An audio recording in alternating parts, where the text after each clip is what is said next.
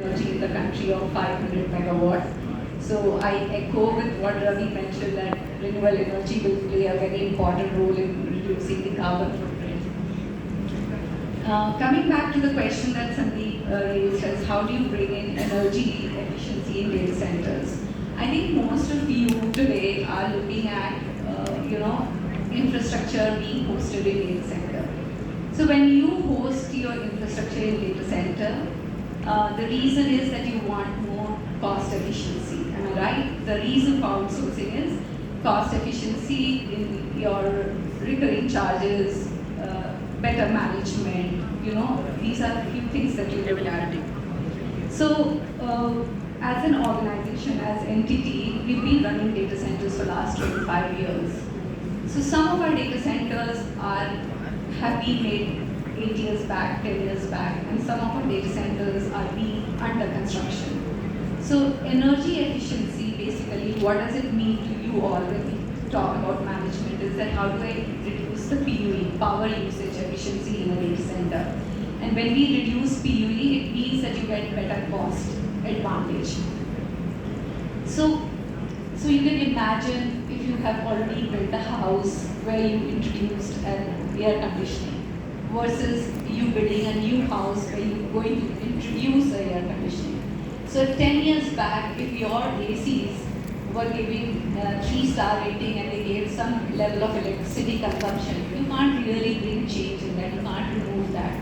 So what at entity we are doing is to build more energy efficiency. We run we run 18 data centers in the country. So what we have done is we play two-pronged approach to manage energy efficiency. One in the current data centers that we are already having and the data centers that we are building new. So as a principle, what we try to do is we get all our data centers introduced or certified for ISO 50001. ISO 50001 is basically an energy management certification for your data centers. When you introduce these kind of certifications, it helps you give a framework on the basis of which you bring in more, implement and execute and have really defined methods and systems to bring in energy efficiency. So as a data center company, we do follow certification process. Then in the data centers that we are building new, what we are doing is we are building a hybrid cooling system. Again, my colleague Ravi mentioned. So, it used to be a point of coffee conversation, or conversation in the events that we should look at implementing direct chip liquid cooling or liquid immersion cooling. So if you visit one of our data centers, we have implemented a hybrid cooling system in our data center, like a single flow. You can imagine like this being a data center flow.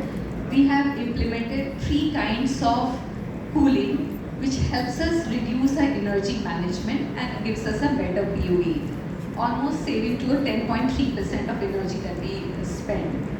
So what are those systems that we have implemented in a hybrid mode? So in single floor, we have direct chip liquid cooling, we have air cool, and we have liquid immersion cooling, actually implemented and it has been running for last 3 years. The thing is that it's not easy to implement as easy it is to say. So you can again, I made this correlation that if you were to make your house air conditioned for a 1-ton AC versus 2-ton AC, you need to change the entire conduits of the cooling. Whereas in our data center, we have implemented this. It's a public news. You can go to YouTube and see